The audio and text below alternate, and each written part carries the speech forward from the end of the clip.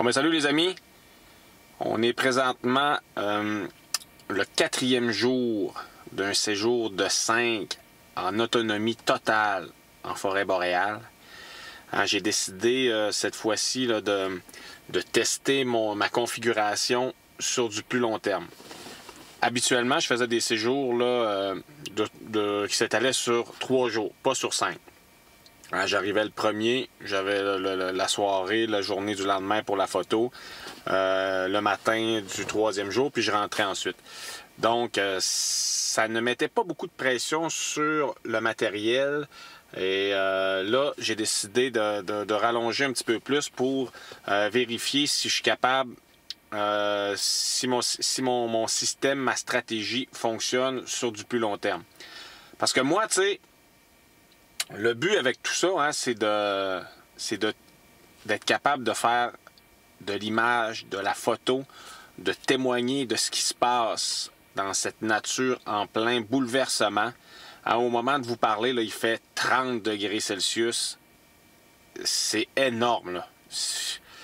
Puis c'est comme ça depuis le début de l'été en forêt boréale sur la côte nord. Là, je vous rappelle que je suis à peu près à 100-150 km au nord de Baie-Comeau. Baie-Comeau, c'est déjà une ville assez nordique au Québec.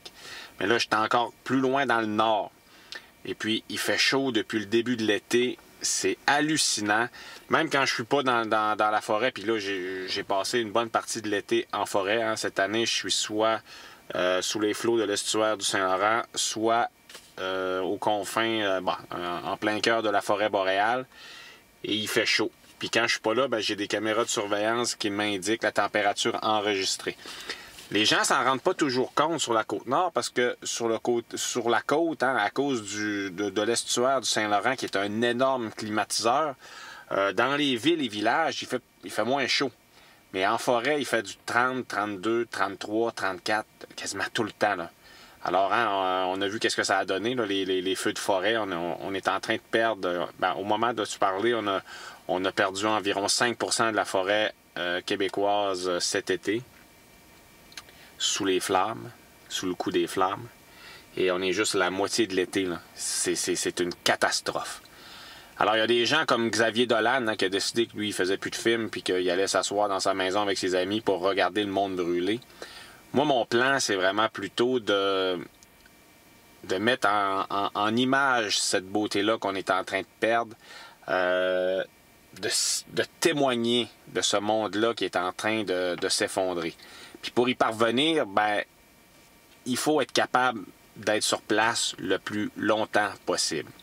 Alors aujourd'hui, dans cette vidéo aussi, je vais vous présenter ma configuration. Je vais vous expliquer ce que j'aime, ce que j'aime pas, les bons coups que j'ai faits, les mauvais coups que j'ai faits. Je vais aussi vous parler de ce qui doit être changé à court terme si je veux étirer davantage que 5 jours. Parce que mon but, moi, ça serait vraiment de partir longtemps sur les routes, longtemps en forêt pour réaliser le maximum d'images. Alors, on va commencer cette vidéo-ci par l'extérieur. Je vais vous présenter le camion. Puis après ça, on va faire le tour, puis on va regarder toutes mes pièces d'équipement, toute ma configuration, puis je vais vous commenter chaque élément au fur et à mesure. On se retrouve dehors.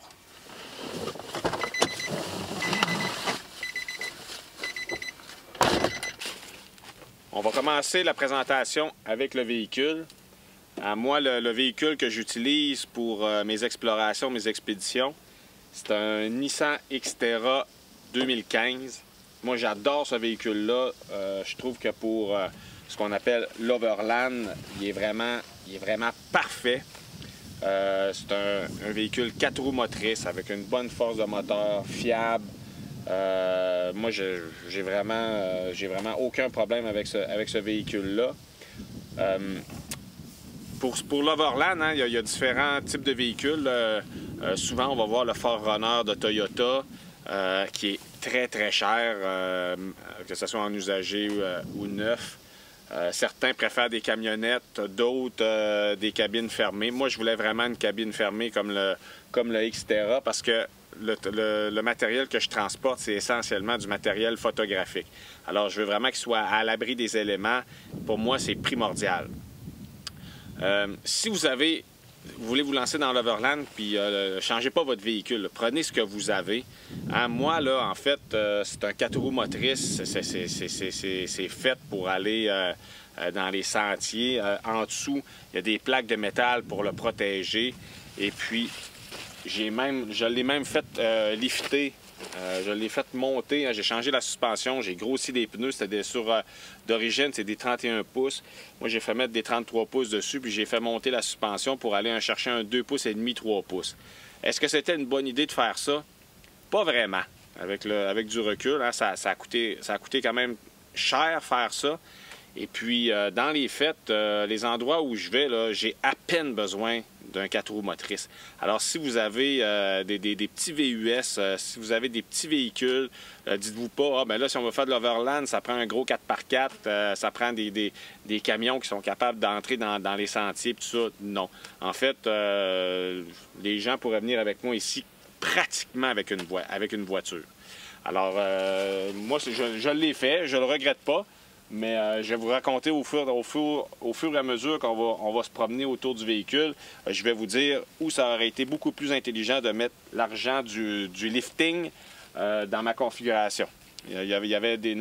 Cet argent-là aurait été mieux investi ailleurs que là.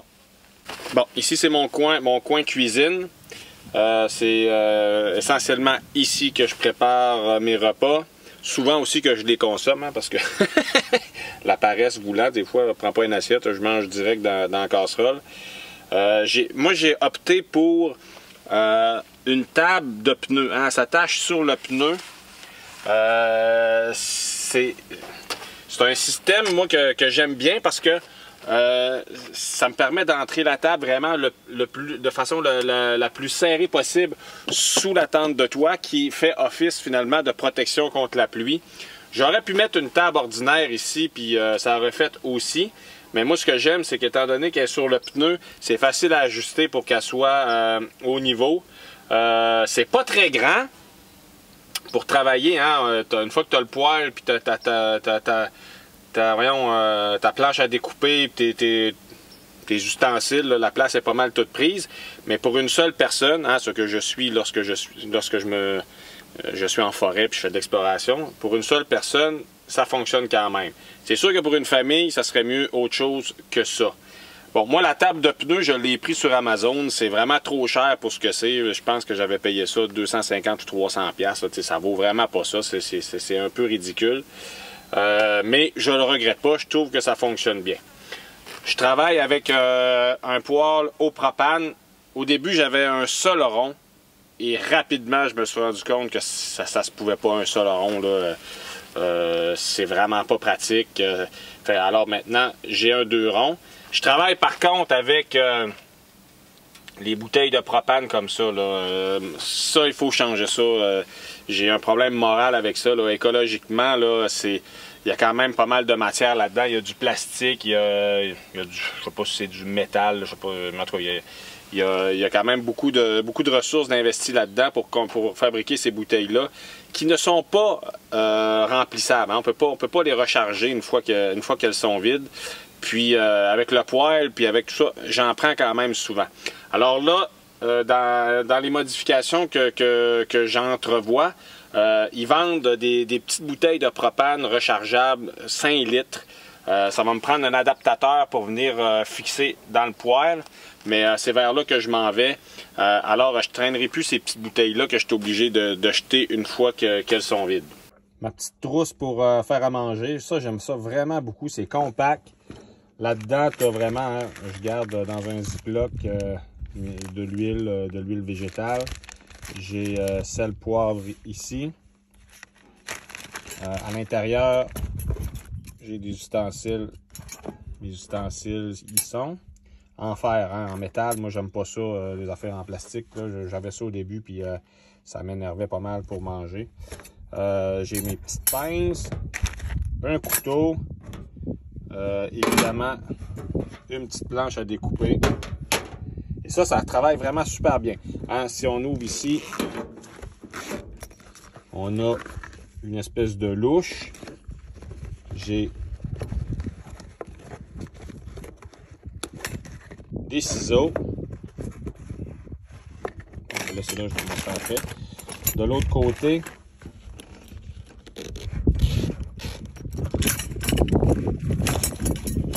un tire-bouchon, un décapsuleur de tire-bouchon, une petite spatule, une grande spatule. Et ça vient avec une brosse à récurer. Ça, c'est vraiment génial.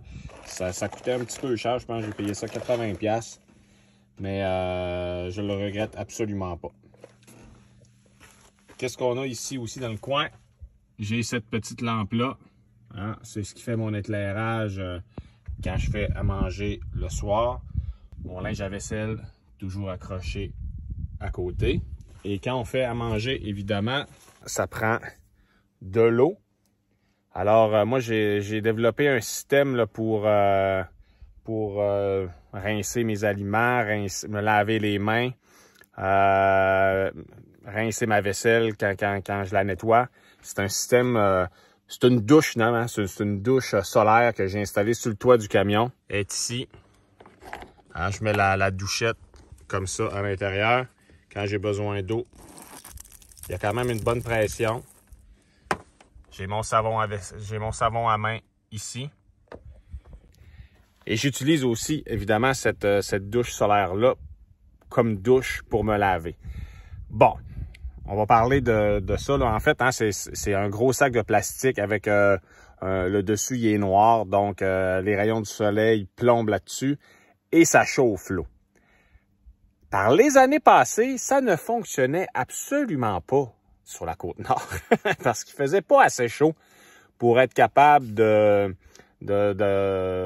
de l'eau chaude pour prendre une douche. Je gelais avec ça. Là. Puis, évidemment, bon, quand tu viens pas longtemps, mettons, là, tu fais un séjour de 3 jours. Première journée, tu te laves avant de partir. Tu te laves pas quand tu es ici la journée. Puis, tu te laves en revenant à la maison. Mais là, ça va. Mais quand tu commences à faire des séjours plus longs, hein, du 4, 5, 6 jours, à un moment donné, tu veux te laver. Alors là, moi, dans ce séjour-ci, c'est vraiment avec ça que je me suis lavé. Mais, OK, hein, là, moi, je me lave avec le savon à main. Ce que j'aime, c'est que, hein, il est déjà en mousse. Puis, t'as pas de barre de savon à gérer dans l'auto puis tout ça. Fait que je me dis que si ça lave des mains, ça doit être capable de laver un dos, puis ça doit être capable de laver tout le corps qu'on a besoin de laver. Fait que c'est ça que je prends. La douchette, ça fonctionne quand même. Tu sais, il y a de la pression. La seule chose, c'est là, on oublie de se laver les cheveux avec ça, là.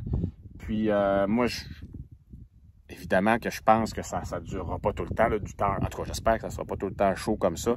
Alors, quand ça, la douche est froide, c'est vraiment très plate de se laver avec ça. Alors, dans un scénario où je ferais des séjours encore plus longs que 5 jours, j'envisagerais vraiment d'aller me chercher une douche. Il y a comme une pompe là, que tu mets dans un réservoir avec un chauffe-eau au propane. Fait que là, tu es capable de prendre vraiment une douche réconfortante et efficace le soir venu. Hein, parce que souvent, quand moi je cours les marais puis tout ça, là, tu reviens le soir, là, une douche, c'est pas du luxe. Ça ici, c'est un truc qui est vraiment intéressant pour les personnes qui ont en aversion totale les insectes piqueurs, moustiques, mouches noires, brûlots, thon à cheval. Thon à cheval, je n'ai pas vu que ça marchait vraiment, là, mais c'est un thermocell. Hein, c'est un appareil. Hein, on l'ouvre ici. Hein, c'est un appareil qui fonctionne avec une cartouche de butane. Et ici, on vient mettre... on va bouger mon doigt du bon bord. Ici, on vient mettre des plaques d'insectifuge. Alors, le butane, il chauffe puis il diffuse une vapeur insectifuge autour de nos environnements que nous habitons. Et c'est pas un coup de baguette magique. Ça prend peut-être une demi-heure avant que autour de la tente, moi, avant que je ressente les effets. Mais dans ma cache, ça fonctionne vraiment super bien. En quelques minutes, les insectes sont partis. Moi, d'habitude, les insectes, ça me dérange vraiment pas. Quand j'ai quelque chose à faire, là, les insectes piqueurs, Mais assis dans une cache à te faire piquer, c'est pas super agréable. Alors ça, c'est vraiment quelque chose qui vaut la peine d'être envisagé. Ça coûte une cinquantaine de dollars. Évidemment, il faut racheter des recharges de propane, pas de propane, mais de butane, puis il faut racheter des espèces de petites plaquettes comme ça, insectifuges. À l'arrière du véhicule, qu'est-ce qu'on a? Bon, ici, moi je travaille avec un porte-bagages. Hein? Puis là, on voit mon numéro de plaque, là, mais ça, c'est rien que des blagues. Là, on peut faire de quoi avec ça. Hein? Fait que, moi, je commence pas à cacher ça, c'est pas grave. Alors, moi, sur le porte-bagages, qu'est-ce que je traîne? Je traîne une réserve de propane, une réserve d'essence, une réserve d'eau potable. Surtout pour l'essence. Hein? C'est quand même... C'est quand même important d'avoir suffisamment d'essence pour être capable de revenir à la maison. Parce que hein, on aime ça, aller explorer l'aventure, l'expédition. Mais à un moment donné, moi ici, là, il n'y a aucune façon de remettre de l'essence dans un véhicule. Alors, je dois vraiment traîner l'essence avec moi. Bon, en fin de semaine, c'était pas si pire. J'en avais pas vraiment besoin de beaucoup parce que, ben cette semaine, on n'est pas la fin de semaine, là, mais... parce que finalement, je suis resté sur le même site tout le séjour durant. Alors, je ne me suis pas promené d'un site à un autre, ce qui aurait fait en sorte que j'aurais eu besoin de plus d'essence. Hein? Le camion, là, je l'aime beaucoup, là, mais on s'entend que ça consomme de l'essence en tabarouette, cette affaire-là. Hein? Surtout depuis que je l'ai monté, c'est une affaire qui doit faire... du 17-18 litres au 100. Là. Alors, il faut réfléchir en conséquence la réserve d'essence. Bon, certaines personnes vont me dire, OK, tu parles du réchauffement climatique, mais tu participes du problème avec un véhicule comme ça. J'ai jamais prétendu être en dehors du problème. Je pense qu'on fait tous partie du problème. Certains en sont plus conscients que d'autres. Certains travaillent à trouver des solutions plus que d'autres. Moi, en fait, le système que je vous présente actuellement, c'est une façon pour moi d'éliminer les allers-retours entre mes sites photos, la ville. Là, je faisais des allers-retours avec ce véhicule-là qui consomme beaucoup. Là, maintenant, ce que je fais, je reste sur place. Alors, durant la semaine, j'ai eu un aller, puis je vais avoir un retour au lieu d'en avoir 5 ou 6. Alors, évidemment que je sauve de l'essence en fonctionnant comme ça. Reste que c'est quand même tout qu'un alcoolique que ce véhicule. Je traîne aussi toujours des MaxTrax, hein, au cas où que je resterais pris. Mais encore une fois, hein, moi, je ne vais pas dans des trails. Puis là, pour nos amis européens, les trails, c'est des petits sentiers. Là. Moi, je fais vraiment surtout du chemin forestier, là, comme ça. Moi, ça fait une semaine que je suis ici. Il n'y a pas passé une voiture, mais n'importe qui est capable de venir ici. Là. Fait que j'ai pas vraiment besoin de MaxTrax. Bon, évidemment... Je me suis installé sur du sable. Alors, c'est sûr que là, peut-être qu'on pourrait s'enliser. Alors moi, pour une question de paix d'esprit, je les traîne toujours. Hein, ils sont dans le porte-bagages, ils ne me dérangent pas, ils ne prennent pas de place. Alors voilà, ils m'accompagnent. Surtout que j'ai pas de treuil sur le véhicule. Bon, est-ce que ça aurait été nécessaire de mettre un treuil? Au départ, je voulais mettre un treuil sur ce camion-là. Mais encore une fois, je le répète, je fais pas de trail. Alors, j'ai-tu vraiment besoin d'un treuil? Un treuil, moi, ça me serait utile surtout pour quand je suis longtemps sur un site, il peut arriver qu'un arbre tombe dans le chemin. Alors, le treuil pourrait m'aider à tasser l'arbre et me permettre de passer pour regagner l'endroit où je dois aller. Mais probablement qu'une petite scie mécanique électrique serait plus approprié. En tout cas, ça serait pas mal moins cher parce qu'un treuil, faut compter, tu sais, pour tirer, pour un véhicule comme ça prend un treuil d'à peu près 10 000 livres. 10 000 livres, on s'en sort pas ben en bas de 2 000 $. Tandis qu'une scie mécanique électrique, peut-être un 300-400$. Puis, je vais dégager le chemin avec ça aussi efficacement qu'avec un treuil. Alors, pour l'instant, ce qui m'assure la sécurité, ce qui fait office de treuil, c'est ça. Bon, on s'entend que c'est pas un treuil, là. Mais c'est pour me déprendre, c'est des MaxTrax. À l'intérieur, à l'arrière du véhicule, qu'est-ce qu'on retrouve? Bon. On a tout d'abord un gros coffre comme ça. Bon, là, je vais essayer de l'ouvrir. Dans ce coffre-là, j'ai des outils. Hein, des outils de base pour être capable de se dépanner si besoin est. J'ai un kit de réparation pour les pneus. Et là, j'en profite pour parler justement des pneus. Hein, ça prend des bons pneus en bon état et surtout, ça prend un pneu de rechange fonctionnel. Nombreux sont ceux qui ont un beau pneu de rechange en dessous du véhicule, mais ils ne le sortent pas à toutes les années pour s'assurer que le système de chaîne est pas tout rouillé puis que ça permet encore au pneu de descendre. Moi, je descends le pneu une fois par année puis je le graisse puis je m'assure que ça fonctionne. Je m'assure d'avoir un pneu de secours en état. Mais on peut aussi travailler avec un petit kit de réparation pour les pneus comme ça. Bon, moi, je n'ai jamais essayé. Je ne sais pas si ça fonctionne très, très bien. Mettons que je ne partirais pas juste avec ça. J'aime mieux avoir un pneu de rechange aussi. Bon, qu'est-ce qu'on retrouve là-dedans? Bon, j'ai du fil, des pinces. J'ai une espèce de couteau, des trucs pour les fils, de la colle, une scie, d'autres pinces, un ratchet avec toutes les pointes hein, de tournevis. Bon, ça c'est pour les kits, pour les caissons, bon, nettoyage. Le reste, bon, ça ressemble à ça. De ce côté-là, qu'est-ce que j'ai? Des lunettes de protection et puis des tie wraps. En dessous de ça, qu'est-ce qu'on a?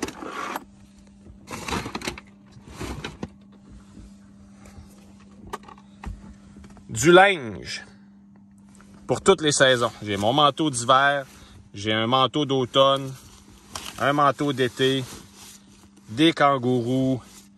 Il y a de tout là-dedans. Là, vous allez vous dire, ouais, mais là, en tes saisons, tu pourrais faire le ménage puis pas tout traîner ton linge d'une saison à l'autre. Sérieusement, hein, là, il fait 30, mais ce matin, quand je suis allé à l'affût, j'ai mis mon manteau d'hiver. Alors, ici, on le sait jamais comment ça va évoluer. Alors, j'aime mieux avoir le plus possible de vêtements pour faire face à toutes les situations. Alors, je traîne tout mon linge tout le temps. Des bottes. Là, j'ai pas mes bottes d'hiver. D'habitude, je traîne même mes bottes d'hiver l'été. Là, j'ai fait une exception. Et je suis pas prudent. J'ai toujours une rallonge électrique.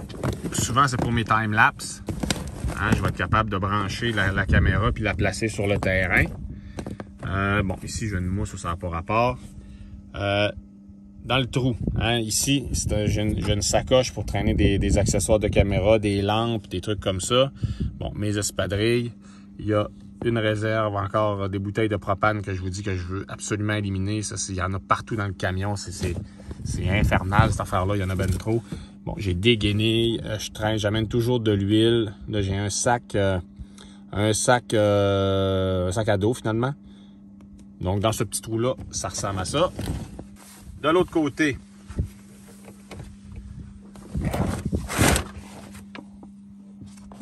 un couteau, une petite hache, hein, les produits d'entretien du véhicule.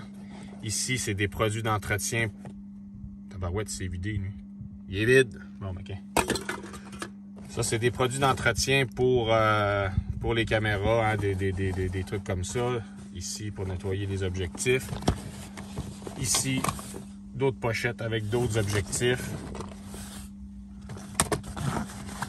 Bon, là, il y a beaucoup de choses qui sont sorties parce que je suis sur le terrain. Bon, ça, c'est mes affaires de Lens Baby. Donc, ça ressemble à ça. J'ai une sacoche comme ça. Celle-ci,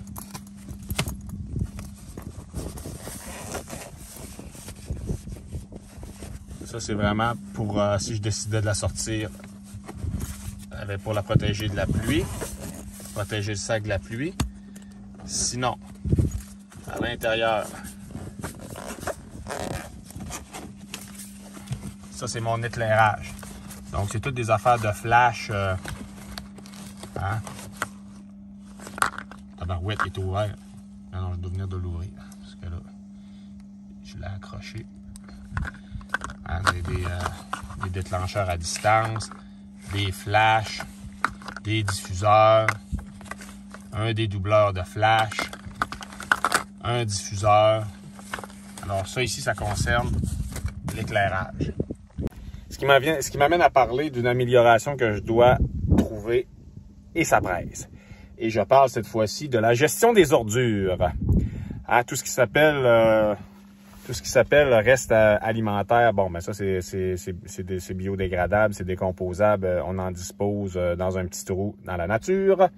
Mais tout ce qui s'appelle recyclage, etc., il faut ramener ça puis en disposer à un endroit prévu à cet effet. Là, pour l'instant, je travaille avec un sac de papier brun. Là, il y a des canettes, il y a les contenants de yogourt et tout ça. Tu veux pas laisser ça à l'extérieur parce que, bon, ça peut attirer la faune. Le problème, c'est qu'à l'intérieur, ça vient que ça pue. Hein? Fait que là, les gars, ce qu'ils font souvent, c'est ils installent, il y aurait le pneu ici, puis ils attachent un sac pour la poubelle par-dessus le pneu. Un sac qui se ferme le plus efficacement possible pour éviter que la faune rentre là-dedans. Alors moi, l'idée que j'ai, ça serait de me trouver une sacoche comme ça puis de l'attacher par-dessus la porte comme ça. Moi j'ai pas de pneu puis je veux pas installer un pneu là. Mon pneu il est en dessous puis je trouve ça correct. Ça me tente pas de faire des trous dans le panneau en arrière puis ça coûte quand même, le système pour le pneu, il coûte quand même cher. Là. Fait que moi, ça reste quand même toujours des trucs qui coûtent le moins cher possible. Il faut que je trouve une façon de mieux gérer mes ordures parce que là, on s'entend que une semaine, 2 semaines avec des poubelles à te promener d'un bord puis de l'autre ou à rester sur place avec tes poubelles, c'est pas le fun. Fait que ça, il faut que ça soit amélioré. Ça fait partie de mes priorités. À l'intérieur, ici, j'ai un gros bac avec tout ce qui concerne la cuisine. Hein, j'ai le papier de toilette, des pommes de terre, du café, les instruments de cuisine. Il y a du V8, il y a des assiettes, beurre de pinot. Ça aussi, il faut que je trouve une façon de mieux organiser ça parce que le problème qui arrive, c'est que à toutes les fois que tu veux quelque chose dans ce bac-là à cuisine, évidemment, il est toujours au fond. Ça prend toujours beaucoup de temps avant de le trouver.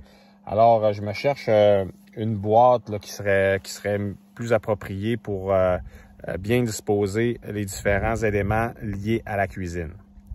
Et il y a bien sûr, quand on fait de l'expédition comme ça prend absolument un réfrigérateur.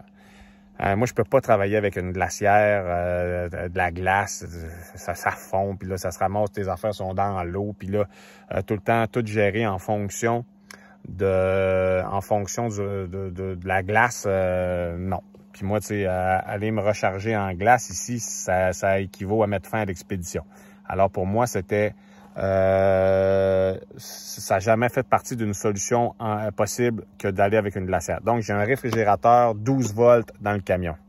C'est un tout petit réfrigérateur. Ça, au départ, moi, j'ai pris la suggestion d'un overlander américain. Hein, c'est Soft Roading de West.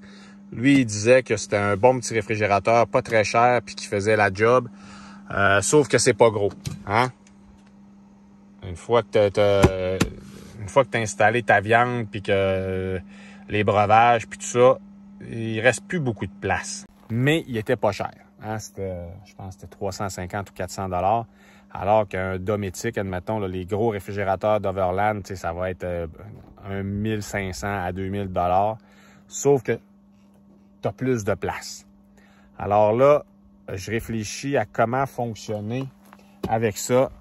Soit que je vais réserver ceci aux denrées comme viande et produits laitiers, hein, ce qui n'aime vraiment pas la chaleur. Et puis, je travaille avec des trucs qui sont plus déshydratés. Je ne sais pas, là. Mais pour l'instant, quand je faisais des séjours de 2-3 jours, aucun problème. Des séjours de 5 jours, plus de problèmes. Il est petit. Bon, ici, j'ai une petite balayeuse, parce que c'est pas parce qu'on est dans le bois qu'on veut pas garder ça propre un peu. Ici, j'ai une sacoche avec... c'est des outils, des vis, des bottes, des trucs comme ça. Au milieu, j'ai un filet avec mes jumelles, j'ai des tucs, des trucs comme ça. Ça s'attache tout simplement comme ça en arrière du banc. Alors pour cette partie-là, ça ressemble à ça.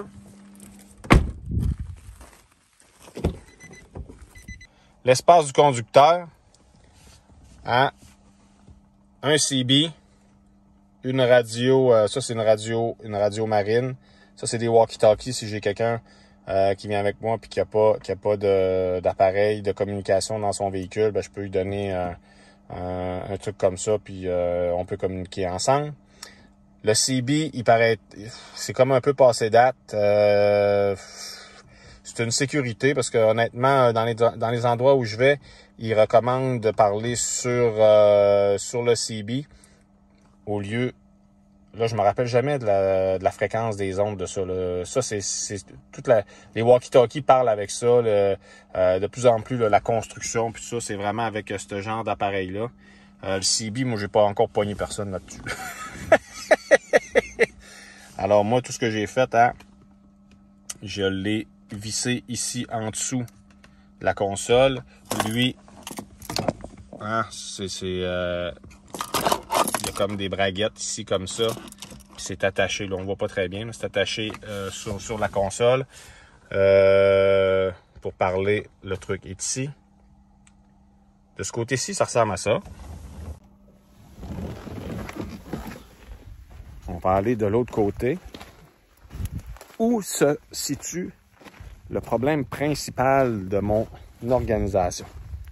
Bon, là, de ce côté-ci, là, il y a beaucoup de choses qui vont... va falloir réfléchir fort. Ici, j'ai une sacoche avec vraiment le stock de caméras dont je me sers le plus. Là, pour l'instant, il faut que je trouve absolument une façon de mieux gérer les caméras parce que à chaque fois que je change de caméra, ça finit sur le banc, ça finit... Bon, là, le stock est là. Il y a des objectifs sur la console centrale. Ici, j'ai c'est ma gimbal pour mon cellulaire. Ça, c'est des trucs de pièges photographiques. Ça, c'est mon portable. Il y a du stock partout. Ici, moi, j'ai installé un bloc pour être capable de charger les piles de mes caméras, du drone et compagnie. J'ai aussi une autre place ici qui transforme le 12 volts en 110. Et j'ai la station d'énergie. Et cette station d'énergie, c'est mon problème principal. Bon, je savais au départ que j'en achetais une trop petite quand j'ai acheté celle-là. Ça, c'est une Energizer Arc 3, c'est 350 watts. Ça fonctionne pour tout ce qui s'appelle pile de caméra, de drone et compagnie, recharger le cellulaire, faire fonctionner un ordinateur portable. Tout ça, c'est correct.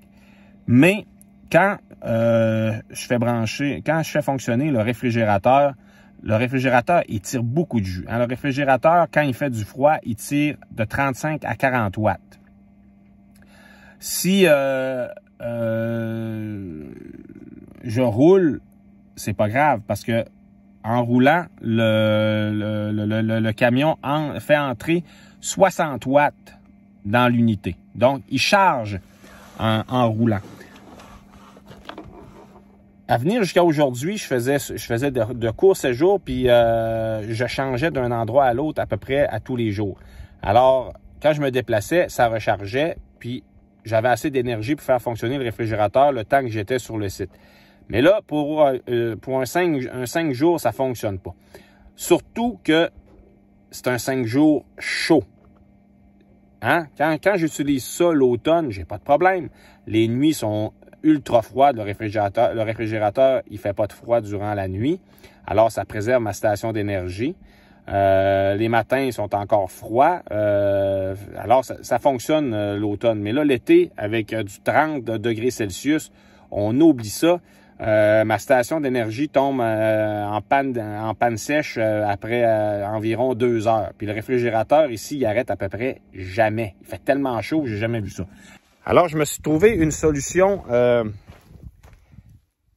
intermédiaire. Au lieu de changer la station d'énergie, ce qu'ultimement je vais devoir faire, là, ça prendrait pour être capable de faire fonctionner un réfrigérateur, ça prend 1000 watts, 1500 watts pour avoir la paix d'esprit. Là, je perds vraiment trop de temps à m'occuper de ne pas perdre l'énergie de la station d'énergie puis de ne pas perdre le stock que j'ai dans le réfrigérateur. Ma solution intermédiaire, c'est celle-ci. Je travaille avec un petit panneau solaire de 40 watts. Lui, il vient se brancher ici. Bon, quand c'est jaune, ça nous dit qu'il est en train de charger. 7 ampères max, 14,2 volts, 13 volts. Lui, wow, là j'ai parti une affaire qui n'a pas rapport.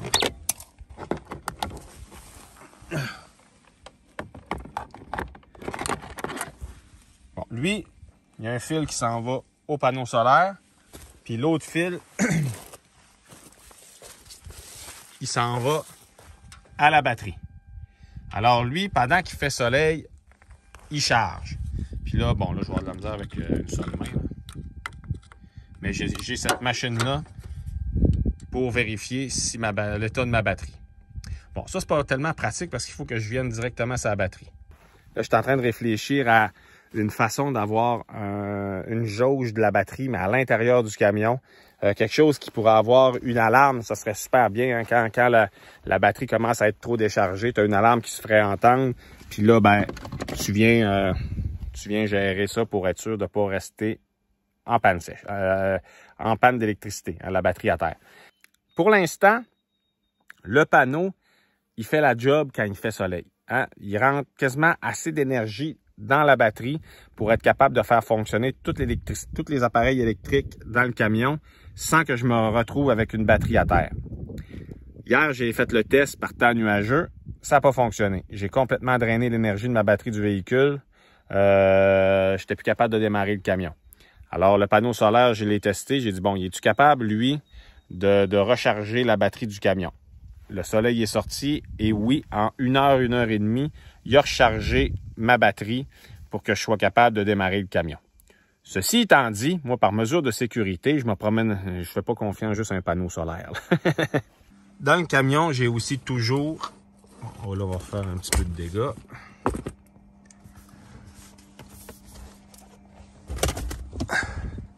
Bon, il y a toujours des piles de rechange, évidemment.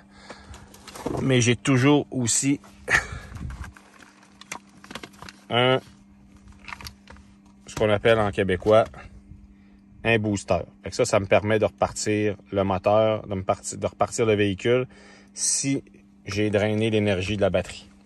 Parce qu'il ne faut pas oublier, là, ici, là, si tu tombes en autonomie totale, mais pris, là, ça va être long en tabarouette avant que quelqu'un passe, là, puis tu peux pas faire grand-chose. Tu sais, si tu n'as plus d'énergie dans le véhicule, tu peux pas utiliser le CB, tu peux pas utiliser... Bon, moi, j'ai la radio marine, mais là, ça pogne pas ça pogne pas si loin que ça.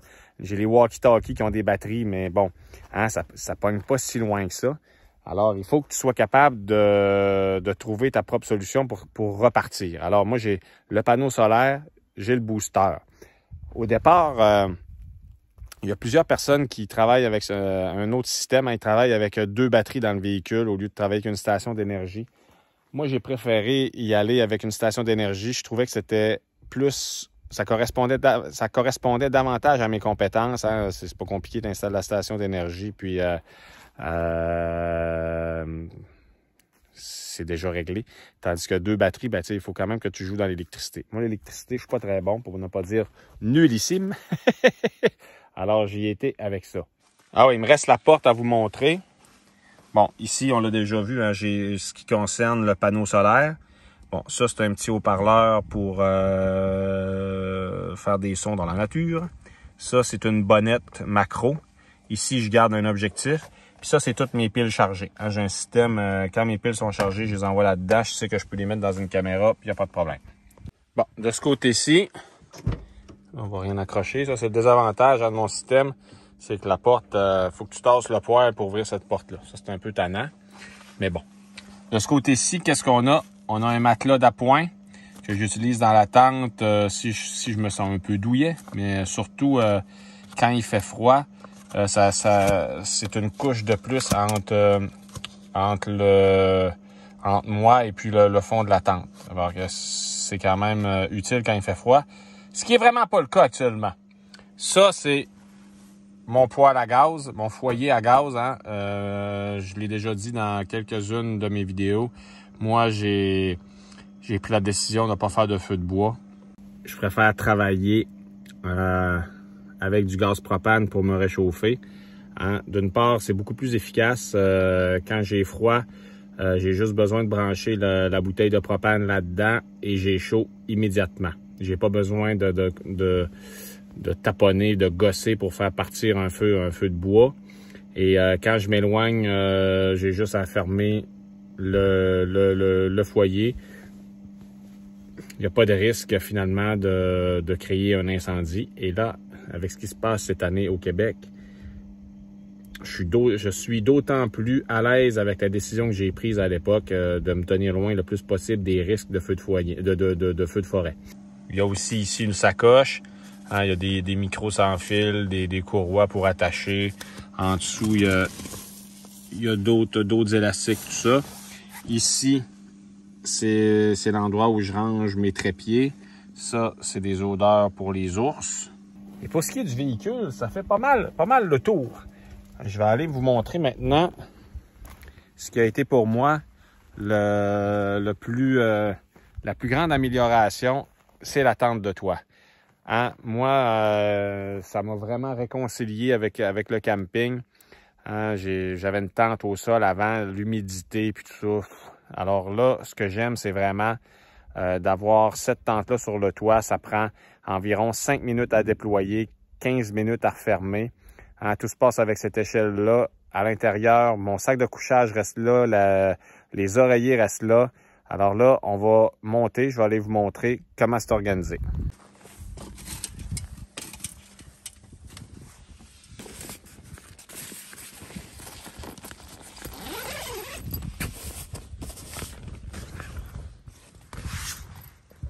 Bon, là, c'est un peu le bordel, là, mais je dors dans un sac de couchage moins 11 degrés. On s'entend que par les temps qui courent, j'en ai pas vraiment de besoin. C'est ici que je garde, évidemment, mes vêtements de rechange. Et j'ai un body heater. Hein, c'est une petite chaufferette portative qui marche encore avec ces satanées bouteilles de propane-là. Moi, je l'utilise vraiment quelques instants pour couper l'humidité dans la tente. Après ça, j'entre dans le sac de couchage moins 11, puis j'ai jamais froid. J'ai utilisé ça à des temps de l'année où l'eau l'eau que je vous ai montré tantôt, mon petit réservoir d'eau pour la cuisine, l'eau gelait là-dedans, puis moi, je dormais dans la tente, puis j'étais très, très, très bien. Certaines personnes disent « Ouais, mais là, c'est dangereux, monoxyde de carbone. » Non. D'une part, le body heater, des tests ont été faits là, par des overlanders. Vous pouvez aller voir Edward Shin, il a fait un super bon test avec un détecteur de monoxyde de carbone dans une tente. Et jamais le niveau de CO2, de CO est monté dans la tente à cause du body heater. Hein? Une tente en plus, hein, il y a de l'air qui passe partout là-dedans. Il n'y a aucun risque de s'empoisonner avec ça, même si vous le faisiez fonctionner toute la nuit. Moi, je le fais pas parce que c'est ben trop chaud. T'es plus bien d'entendre quand tu fais marcher ça trop longtemps. Le vrai désavantage du body heater, c'est que, étant donné que la source de combustion est à l'intérieur de l'espace qu'on habite, ça provoque de la condensation. Alors, si vous le faites marcher trop longtemps, vous allez avoir sur les parois de la tente de la condensation. Pour remédier à ça, vous pouvez travailler avec le système au diesel. Hein. On va y en vendre sur Amazon. Là. Souvent, c'est fait en Chine. Sinon, il y a des systèmes américains qui coûtent beaucoup plus cher. Alors là, avec ces systèmes-là, la combustion se déroule à l'extérieur de la tente. C'est simplement un tuyau qui amène la chaleur dans la tente. Et là, on élimine tout problème de condensation. Alors voilà, ça fait pas mal le tour de ce que je voulais vous montrer concernant mon installation, ma configuration. Hein, je vous ai présenté les bons coups, les moins bons, ce qui reste à améliorer prochainement, très prochainement, pour être capable de faire de plus en plus de longs séjours en nature, pour être capable de témoigner de ce monde naturel qui est en train de s'effondrer sous nos yeux. Alors, moi, tant qu'à rester assis, ben, là, Xavier Dolan, il a le droit de faire ce qu'il veut, là, mais tant qu'à rester assis chez nous, moi, je vais autant faire ça. Alors, on se retrouve dans une prochaine vidéo, mes chers amis. Là, je suis toujours à la recherche de mon orignal. Mais là, il fait tellement chaud, là, il doit s'être creusé un trou, puis il s'est enterré en dessous de la mousse et il bouge plus. Fait que ça fait une couple de jours que je ne l'ai pas vu. Dès que je réussis à mettre l'objectif de la caméra dessus, eh ben, je vous fais une vidéo pour vous montrer tout ça.